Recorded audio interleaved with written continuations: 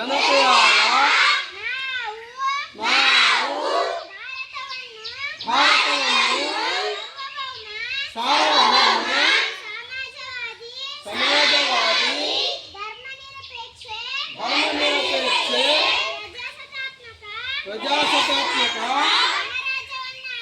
ಗಣರಾಜ್ಯವನ್ನಾಗಿ ರೂಪಿಸುವುದಕ್ಕಾಗಿ ಭಾರತದ ಎಲ್ಲ ಪ್ರಜೆಗಳಿಗೆ ಸಾಮಾಜಿಕ ಆರ್ಥಿಕ ಮತ್ತು ರಾಜಕೀಯ ನ್ಯಾಯವನ್ನು ವಿಚಾರ ಅಭಿವ್ಯಕ್ತಿ ನಂಬಿಕೆ ಧರ್ಮ ಮತ್ತು ಉಪಾಸನೆಯ ಸ್ವಾತಂತ್ರ್ಯವನ್ನು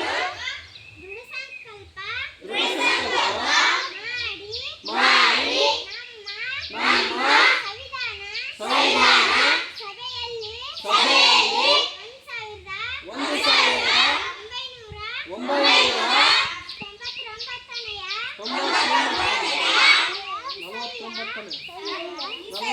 1949ನೇ ಇಸವಿಯ ನವೆಂಬರ್ ತಿಂಗಳ 26ನೇ ದಿನದಂದು ಈ ಸಂವಿಧಾನವನ್ನು ನಮಗೆ ನಾವೇ ಅರ್ಪಿಸಿಕೊಂಡು ಅಂಗೀಕರಿಸಿ ಶಾಸನವಾಗಿ ವಿಧಿಸಿಕೊಂಡಿದ್ದೇವೆ. ಜೈ ಹಿಂದ್.